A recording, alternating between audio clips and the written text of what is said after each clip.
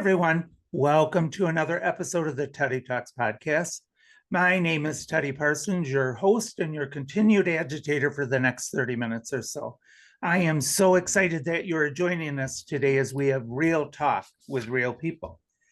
Okay, so on today's episode, I'm very excited to welcome to the podcast Dakarai Larriett. I don't think I said the last name right, but he's going to confirm it. A thriving entrepreneur and committed community volunteer, as well as a candidate for the U.S. Senate who lives in Birmingham, Alabama. Hi, Dakarai. Welcome to the podcast. How are you today? Oh, wonderful, Teddy, and thank you so much. And you got my name perfectly, Dakarai and Oh, Larriett. okay. Happy to be here. Thank you. And also you own a business as well in Birmingham. I do online business based, but interestingly, the manufacturing is still up in the Midwest in Ohio, and I make pet care products that are sold around the world, and they're keeping pets happy and safe. Okay, and then we're going to make sure to list a link to that, and more selfishly for myself because my everybody knows. Hold on one second. Not very. So this everyone knows Miss Busy. So Oh, how cute. yeah. So she's always right by my side there. So anyway, so we'll make sure to, and then I will myself get some ordered in that.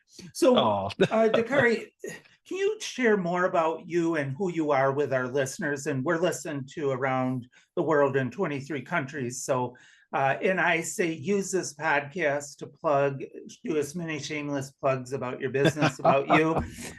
So that, you know, don't have any shame in your game. Just tell everything you want about you. So we'd love to hear more about you.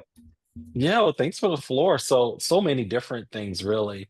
So, entrepreneur, community leader, survivor, I think is kind of what really comes to mind. So, last year, while driving through the state of Michigan, I was falsely arrested by the Michigan State Police. And that really sparked my decision to run for office back home in Alabama. And my campaign, while it started with the false arrest, it's about all these kitchen table issues that I've been hearing about from Alabamians up and down the state for the last 6 months. And it stands on a foundation of 20 years of service. So when I graduated from University of Alabama, I couldn't find work in the state. I ended up in New York City working in corporate supply chain for Fortune 500 companies. At one point, I started my own business. And I've been running that for the last 14 years, focused on pet care and grooming for our furry friends and also serving my community. So volunteering, that's been a big part of my life.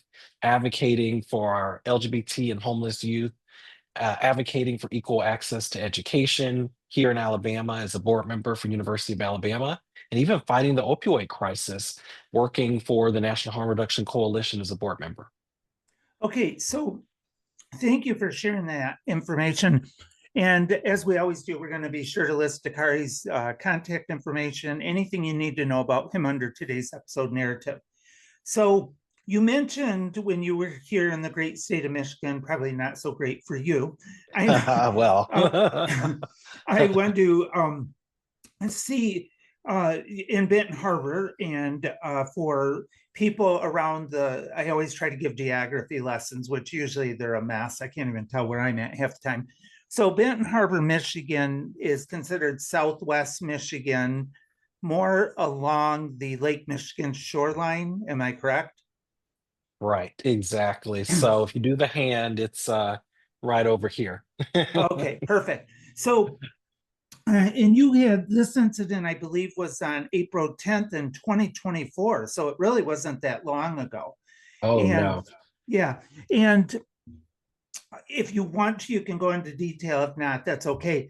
But what I found interesting when reading, you know, obviously it was big news here, and there was, you were an executive at a large manufacturing facility here. And do you feel that you were targeted? Was this a driving while black situation, do you believe? Oh, for sure. Now we had to fight for 5.5 months to get the body and dash cam from the night. And when we got it, it just completely made sense. They were actually making fun of my name before they even stopped me. Both of the troopers, one was black, one was white. And the Black officer pronounced my name in this very humiliating and embarrassing manner. And the white trooper, George Kanya, proceeded to say, Dakarai, Dakarai, I hope you're not drinking daiquiri. So that's before we had any face-to-face interaction. And you know, the slurs, the disbelief that the car belonged to me, um, it was clearly racially profiled. And then after the incident, maybe a day or two later, we found the trooper's social media profile. And we saw again a history of racist, homophobic, transphobic, misogynistic posts. Yeah, it's it angers me because outside of what I run my mouth on here, I'm the president and CEO of a statewide nonprofit called the Michigan Diversity Education Center. So diversity education and standing up and being the voice for people in marginalized and oppressed communities is very important to us. So, but as you know, your story could be shared by other people of color in almost every city throughout the U.S., not only Benton Harbor, anywhere. But you do say on your website that this incident was a driving force on why you are running for a seat in the U.S. Senate. Can you please share more on why the incident in Benton Harbor, Michigan was one of the reasons you chose to run for the Senate? What was Mhm. that driving force? It was realizing how broken our criminal justice system is nationally, not just in Michigan, but specific to my incident, I essentially had every single branch of government fail me. So I reached out to Joey Andrews' office, and while they made introductions to Governor Whitmer's office, nothing much else was done. I had 3 meetings with Governor Whitmer's office, and they basically resigned that they had nothing else that they could do for me, and that this was a legal matter, and that they didn't have jurisdiction, despite the fact that the governor appoints the head of the Michigan State Police, and that is her agency. And when my case finally came up after months and months and months and thousands of dollars of legal expense, the judge took this body cam, which was not even evidence. It was edited, it was redacted, it was spun to make the police look good, took that, treated it as evidence, and completely dismissed my case. So I realized I've got to position myself in a way to write the laws, to drive transparency, and then administer justice. And as I've spoken to folks here in Alabama, you might have even seen the documentary, The Alabama Solution. We have our own problems that need a federal solution. Yeah. And thank you for sharing that. So, Dakarai, why do you believe you would make a good senator? What do you think you'll bring to the table for Alabamians and really for your constituents around the United States? What would we want? What would we see from you as a senator? We need new skill sets. And I always joke with my lawyer friends that we don't need any more lawyers in the Senate or in the House. And what I bring is 20 years of experience in service. So, truly, service, volunteering, serving on boards, advocating for marginalized communities.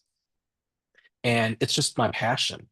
And what Alabama's going to get from me is a fighter. And I always say, I'm doing the work now.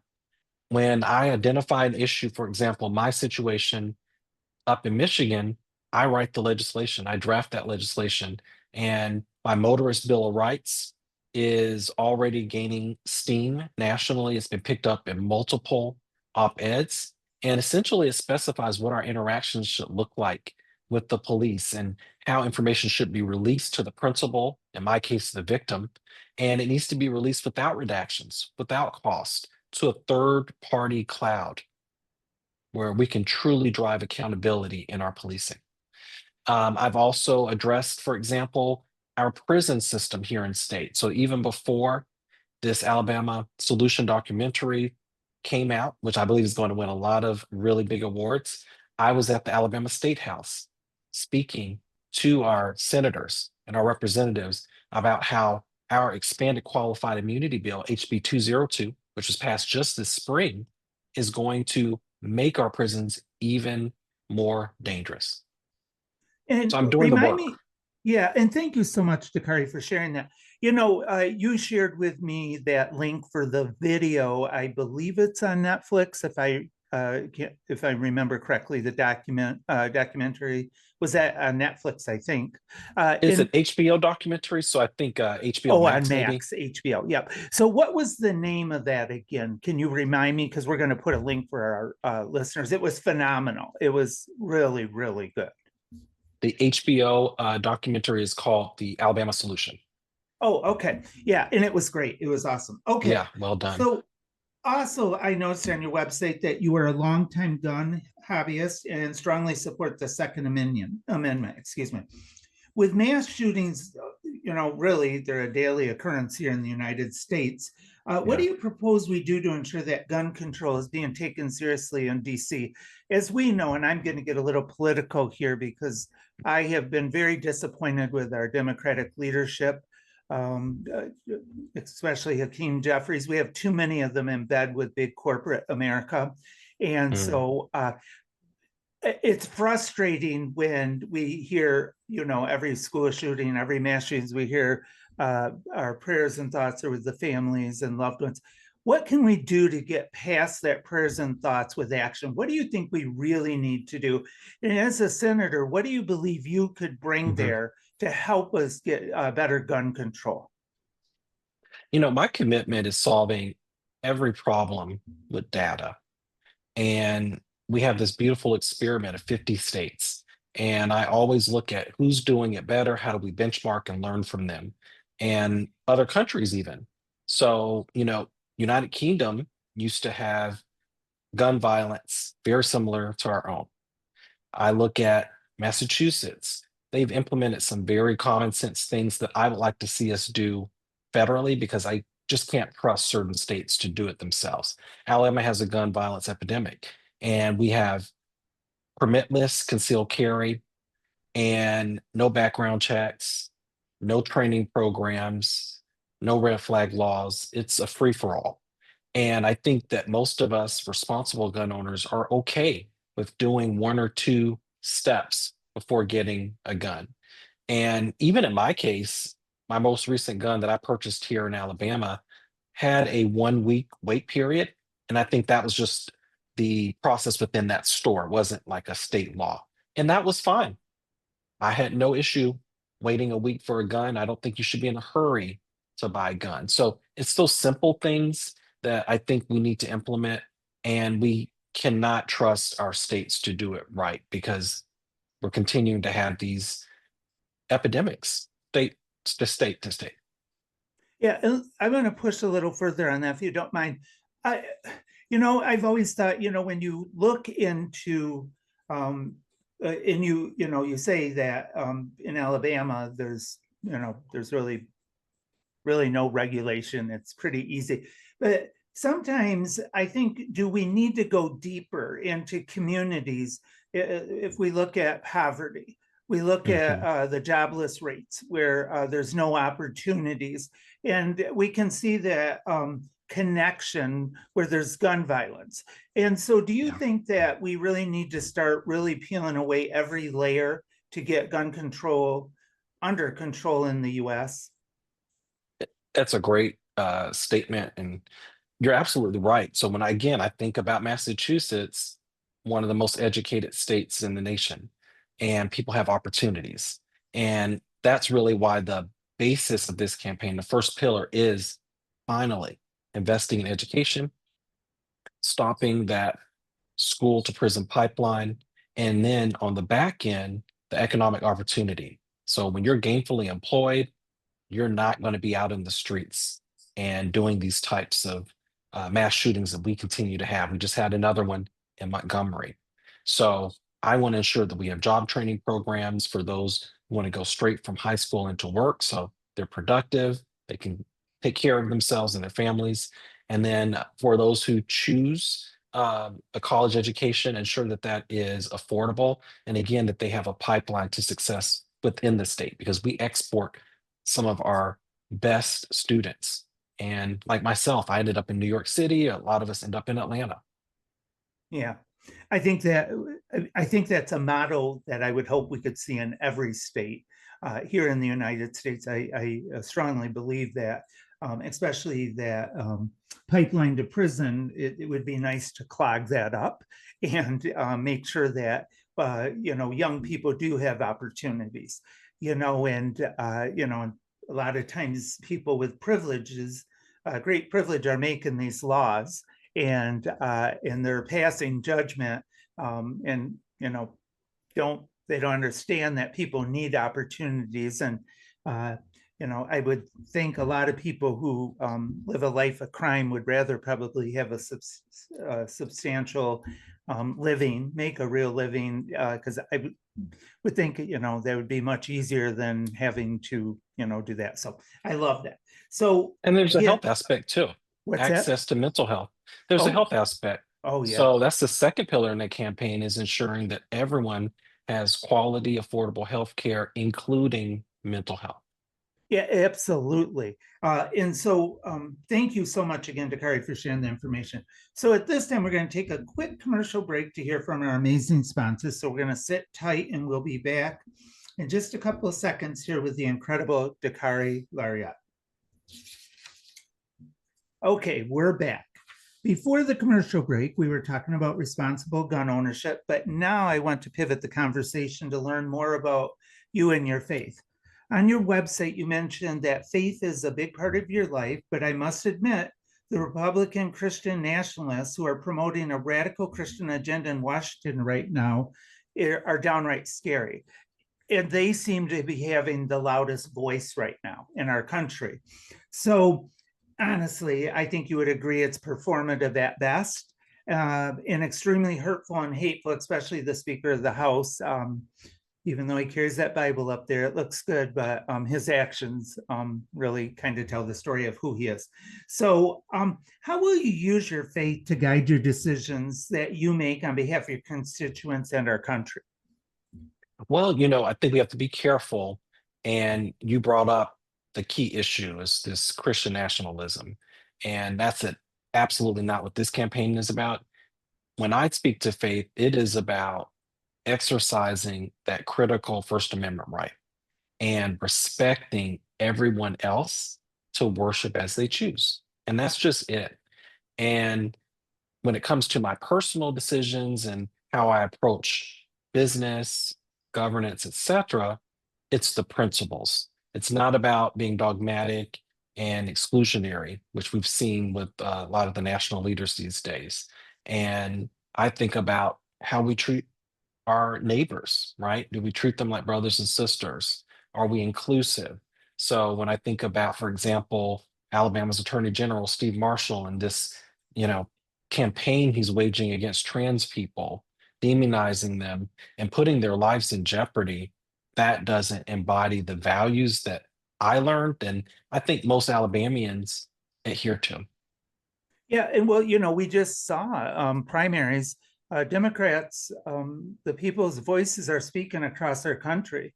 And I have to just say, and I'm loving this conversation because I don't get to really say all this stuff too much, but it's so interesting to me about how, speaking of transgendered persons, that the Republicans seem to be the ones talking more about their body parts than anyone else.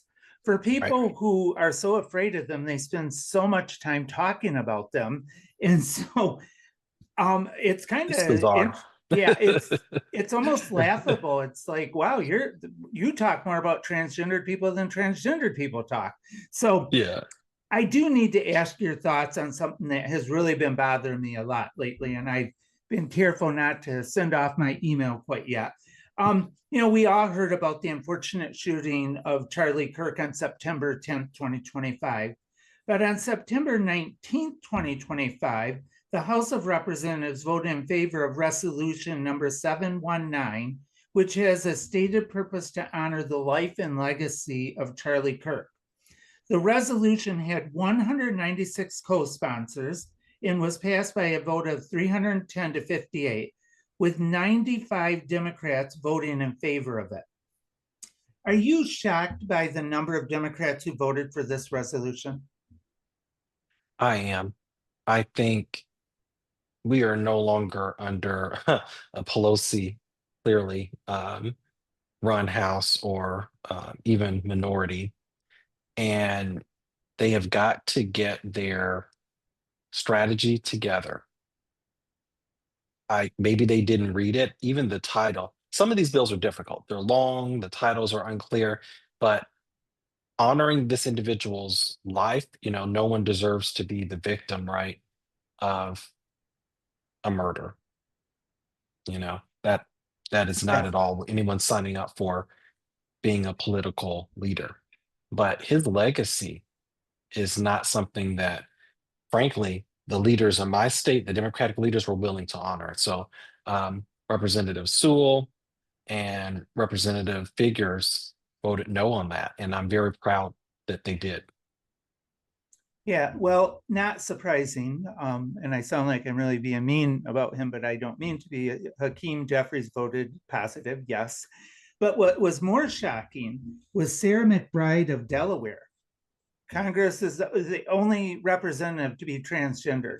And she voted in the affirmative, yay. Mm. Am I the only one who is like, what in the tarnation is going on? Am I the only one who's kind of shocked about that? We've got to stand on our principles because I think we're in a situation where folks are just trying to appease everyone and um, not fighting for their voters, not fighting for their base. And I think the base was very clear that this was not at all someone whose legacy was worthy of honoring. Yeah, I agree with you. And okay, so for our listeners, I'm going to be make sure to post the link to this resolution if you want to read it. It's kind of boring, but if you want to read it, you can. So, okay, and you can find your state representatives and your senators who voted yes or no on that. So, okay, Dakarai, what does the Democratic Party need to do to get the vote to get our country back on track? So, I've been saying for a long time this uh, method, this model they use. Michelle Obama's when they go low, we're going to go high. And playing nice is not working anymore. So I hate to say it, but we do need to get a little down and dirty. We Mhm. need to match Republicans, which are louder. We need Mhm. to match their voice, not their actions. But and I'm not gonna say his name. I mess up the gentleman who just won the city of New York mayor race. Uh, the reason people connected with him so well is uh, he is progressive. He's speaking to the people's voice. He's young, Muslim, 34 years old, South Asian, and I think that his model about engaging people, Jasmine Crockett, AOC, I don't know about you, but I think we need some of that more young progressive attitude in our Democratic Party. And with all due respect, the dusty crusties have to go because it's not going anywhere. And okay, I'm going to stop and ask you what your thought is. What do we need to do to get some action going here? So, connection for number one. How do we connect and excite people? And that is something that we are talking about within our campaign right now is how do we translate the amazing publicity we received on the campaign and turn that into a social media presence. It's still super early, right? And also convert that into what we saw with Mamdani. So the phone banking, the tens of thousands of door knockers, and then ultimately that year later showing up as they did, breaking records. I think it was something like best turnout in 50 years, if I read correctly. So Yeah. it's connecting all those dots. That's just to get to election day. When we win, because we will win again, we've got to aggressively codify our values.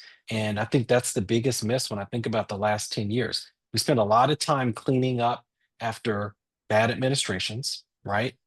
But What about all the other things that we said that we care about, but we didn't get around to writing the bill and getting it implemented? The George Floyd bill, codifying R v. Wade, all of that. Um, how do we make those things law and protect them so that we're not in the situation where the Supreme Court every other week could eliminate our rights? That's the big thing for me is win and then implement an aggressive agenda that delivers to your voters so they keep coming back. Yeah, I love that. And let me ask, since you mentioned the Supreme Court, what are your thoughts on in my personal feelings, I feel like I think the Supreme Court needs to itself probably be a little reorganized. And what is your thoughts on that? Because right now, the current president is he's weaponizing his power by using the Supreme Court.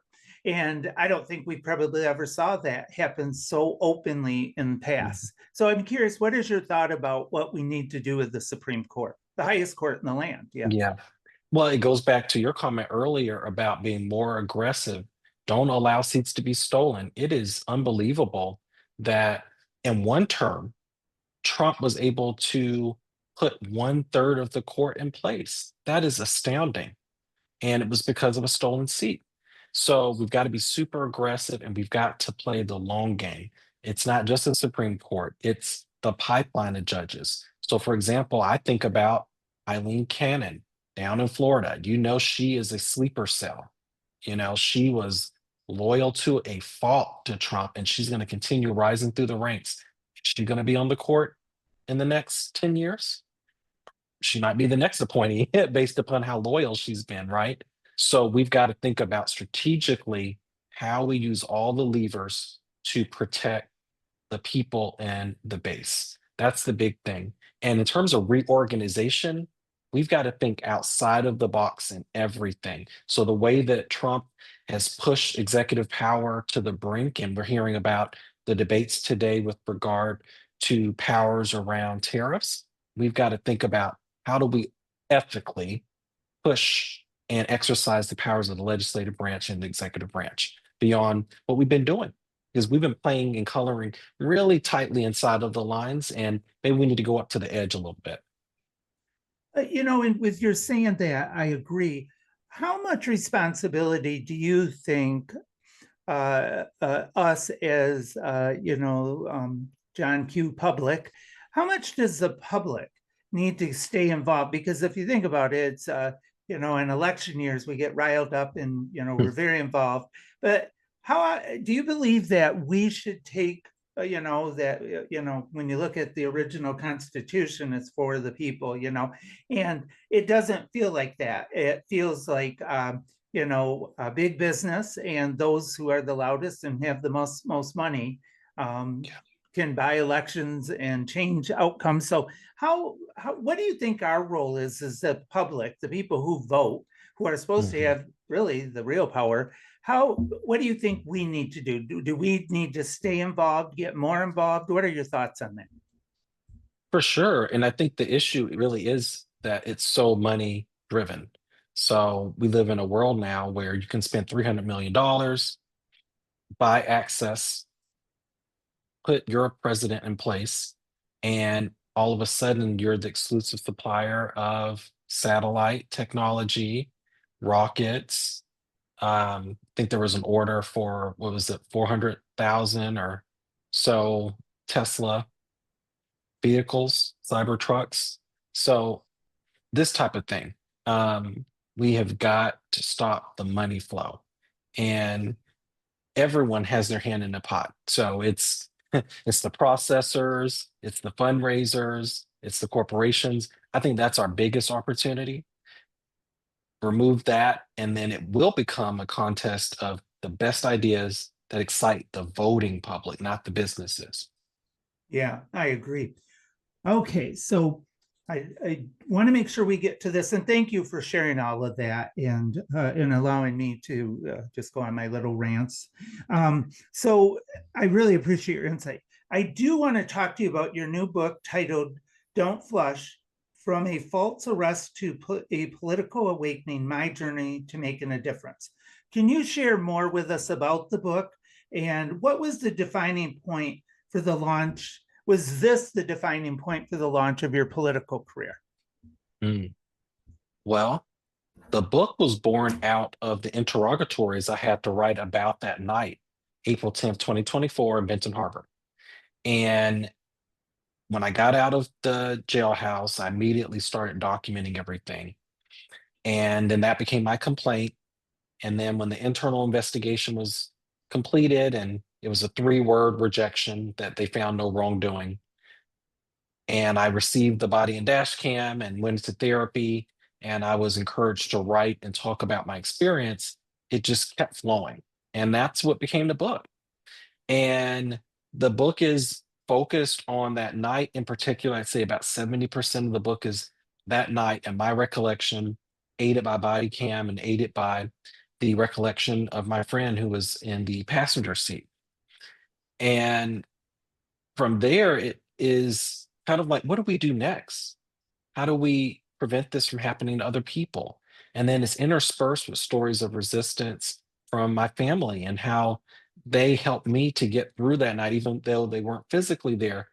For example, the memory and story of my grandparents being stopped by the KKK in 1957 and how similar it was to my night. Those memories, those generational traumas help me and continue to help me to this day. And the book finally ends with my policy. This is the policy that we've got to implement to protect all Alabamians, all Americans, the Motorist Bill of Rights. And the decision is we've got to run and we've got to be represented federally so that we can push these laws into the states. Because when you think about driving, you're so vulnerable. I would say every 5 miles, the laws are changing. You're in a new municipality, a new police force, the state trooper, the local police, and we are not protected. What we're finding is they're taking body and dash cam, they're weaponizing it against us and redacting it selectively. So I want to put rules around that. And that really was the birth of the campaign. Yeah, yeah, and and as you're talking, I'm thinking the book itself, I think would be a great book for book clubs, and especially at churches and community centers. And so, okay, everyone, you heard that, and so and we're gonna make sure to put a link that for your book and where to get it and everything. So, and I believe it's on Amazon, correct? Yes, so Amazon, select stores in Alabama, and there is an electronic, an audio, audible version, and then of course a paperback. So you can get the audio version on Apple or Amazon. Oh, wow. I have to say, but just again, one of my new books just, came in, and, and I've you can't see on the table, but next to me is a stack of signed books that have to go out. And you really moved quickly from the April 10th, 2024, in that incident to getting your book published and already out there. That's really, really impressive. I can't Yeah. tell you how many deadlines I missed on this book. And so I actually, so we will make sure to, like I said, put that on there. And I know how hard it is. I have another one coming out in spring of 2026, and I'm going to meet the deadline come high water. So, okay. So we're going to encourage everyone to read that. It's a fascinating story. And I'm not an Audible person, so I will have to buy a hard You copy read. because I Okay. still am one of the old school people that has to touch the paper and stuff. So, okay. So beyond your run for Senate, what else does the future hold for you, for Dakarai? Where do you think we're going to see you in 5 or 10 years? Wow. Well, no matter what, advocating for working families.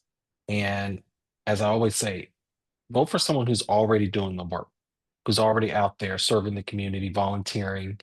And that's where I see my future, no matter what. Even if elected, I'm still going to be driving for Meals on Wheels when I get a day off. to serve my community and take care of the senior citizens and those who are food insecure, particularly now with the shutdown going on over a month. So always in some form of service, you'll see me. Yeah, you know, hopefully it'll be sitting in Washington fighting for everyone's rights. Let me ask you, even though I said that was my last question before we wrap up, but it's not. What are your thoughts on this government shutdown and this SNAP benefits? Because you triggered me when you said Meals on Wheels, because I actually live in a retirement community and it's impacted, thank goodness, our Meals on Wheels for the residents here still has gone on. But what are your thoughts on that? And Mhm. again, because of Washington's behavior, the people who need these services most are being impacted. So I'm just curious what your thought is on this whole shutdown and the stop of SNAP benefits and all of that. Well, this hits super close to home. 1 out of 7 families here in Alabama rely upon SNAP. So it's a huge, huge percentage. And even more so in my city of Birmingham, something like 40%.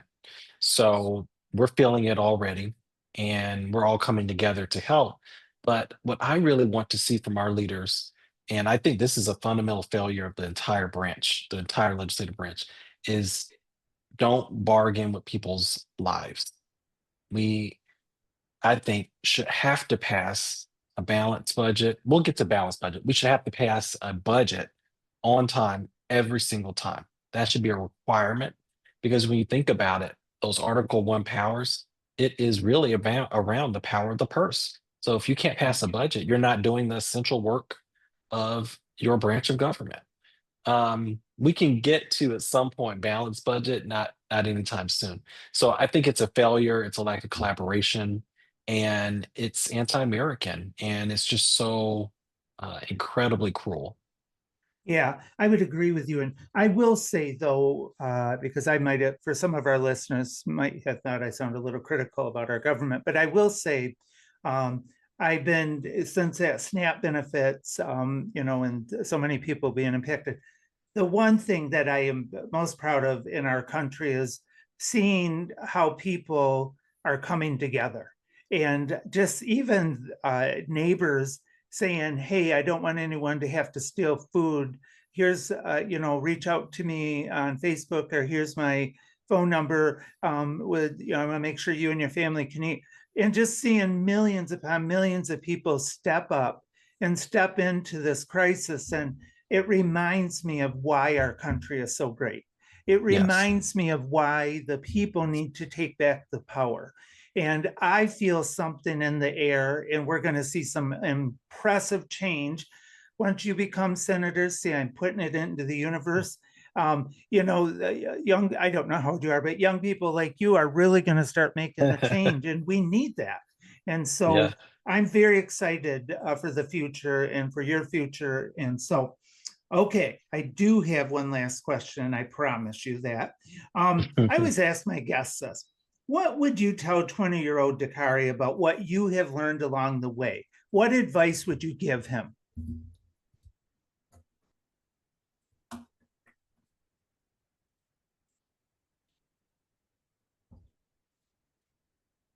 Wow. I would say stay confident. And it's an affirmation that I tell myself all the time. You belong, and don't be discouraged if you don't get that immediate gratification. I really think a lot about Mondani and how he went from a 0% candidate to winning decidedly in the span of a year. And the old guard is always going to be protectionist. We know that. So it's you belong, stay positive, and you can do this. Yeah, I love that. It's great advice for sure. So, Dakarai, I want to thank you again for joining me today on the podcast. I've truly enjoyed our conversation, learning more about you and about your hope for America and your run for Senate, which we're going to send positive vibes for that. And we're going to encourage everyone to make sure to reach out to you and your team. And even if you're not in Alabama, throw some coins Dakari's way to help him on his campaign, and buy his book. Learn more Yes. about him and everything he does. And we're going to have a lot of links for you under today's episode narrative. So thank you again, Dakarai. I'm truly appreciative of you coming on and sharing your experiences and your story with us. Well, thank you so much, Teddy. And check us out at DakariLarriett.com. You can click Get Involved to volunteer. We'll be looking for folks from coast to coast to do phone banking and get out the vote next year. Yes, thank you so much. I also want to thank today's episode sponsors, Fusionary Formulas and 517living.com.